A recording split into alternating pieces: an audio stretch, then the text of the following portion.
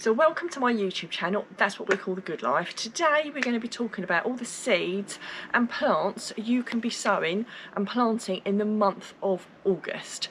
Now, it's often a misconception there isn't a lot you can plant this time of the year. Well, actually there's loads of things you can plant. In fact, every single month of the year there's something in your garden that you can plant, whether you've got an allotment, whether you've got a home garden, or whether you've just got a few pots or window boxes. There's really always something that you can be doing if you've got space. Now, that's the biggest thing normally, having space.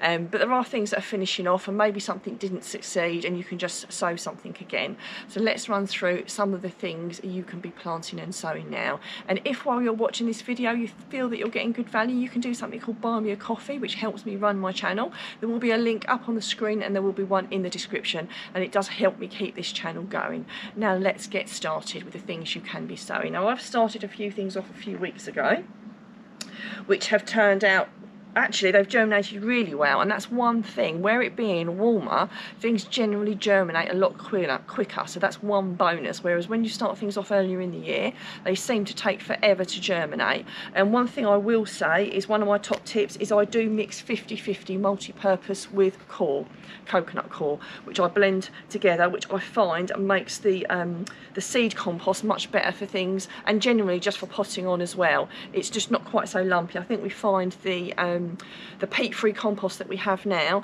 can be a little bit lumpy, whereas if you mix it with the core, it does really help. So let's get on to the things that I've actually started off myself. So I've started off some chives here, which are now just poking through. So herbs are a really good thing to start off this time of year. So they are only just poking through, but I've got the chives there. I've got some oregano that I've started off here as well. I've also got some thyme here, and I believe I've got some coriander somewhere as well. Yep, coriander there. I haven't got any parsley seeds, but another good thing you can be starting off this time of year as well. And I think I might have something stray that's gone in there. I don't actually think that's oregano, but those ones there are definitely oregano. I think I might have got a bit seed sprinkly when I was doing them on. But you can soon work out what things are if you do have an accident like I do from time to time. So the other things you can be sowing now are spring onions. Now you can direct sow, in fact you can direct sow any of these things really, but sometimes they're easier to start off herbs, and especially spring onions, in little pots, and then I then transplant the spring onions. It's like so, and again, literally it's only been about a week and they've popped through already, which is absolutely fantastic. Salad as well. So salad is a really good thing you can start off this time of year. Now I've started off some red mustard streaks, some speedy salad, whatever that is. I guess it's going to be a bit of a mixture. I've got some salad mix, which is exactly what it says on the tin, a mix. Now those ones are a little bit too close together. Now with salads this time of year, I quite often just grow them as leaves, so I don't grow them and intend for them to heart up. So I grow the type where I just use the leaves off of them. That being said, there are some varieties that you can sow that do overwinter, like winter purslane and also corn salad, or they sometimes call it lamb's lettuce. Those are others that you can start and then obviously pot on so they heart up. If I'm honest, these might have gone a little bit close together here, but I'm doing them as leaves, so it doesn't matter that much. What I'll probably do is at some point I'll split these up into like quarters and I'll pot them out into another pot. I'm actually going to be moving, and we'll still have this house for a little while, but we're going to be moving somewhere else, so I've got to do a bit of container gardening in our new property. So that's a bit of a new exciting journey for me to do. The other thing that I love, and anyone who follows me, is I love a bit of wild rocket. And the good thing about wild rocket is once you get it, it normally self-seeds, so it just keeps growing. So again with that, I'll let that come on a little bit more, and I'll split those up into some little clumps, and I'll just pop them out into some pots, or you can pop them in the ground as well. That's another lovely thing. And another firm favourite of mine is chard. You've got the rainbow chard or the bright lights chard, which are lovely because you get lots of different colours, although it looks like mainly only the red ones. Oh no, I've got a yellow one that's germinated there. So they come in all different colours, like white stems, yellow stems, red stems, pink stems. They've got slightly a pinker stem there. Another fantastic thing, if you don't know what chard is, it's very similar to spinach. It's very versatile. You can use it for so many things, whether it's salads, whether it's stir fries, whether it's stews, whether it's curries. It grows really easily and it just keeps growing, so you just keep cutting the leaves and it keeps growing, and it'll take you right through the spring, and at that point it will probably bolt and you'll need to plant some more. But again, a fabulous thing any home gardener. And if you've got a small garden, again, when you've got a small garden, you need to think about space and things that keep growing, like the cut and come again lettuces, like the cut and come again chard, and things that are easy to grow. And herbs, again, herbs are not used enough, I don't think. You can use them just for a bit of seasoning, or you can use them a lot more in salads, and again in rice dishes, and all sorts of wonderful things you can be using them in. Other things you can be doing are spring cabbages, so make sure you get the right variety so you can be planting seeds this time of year for spring cabbage.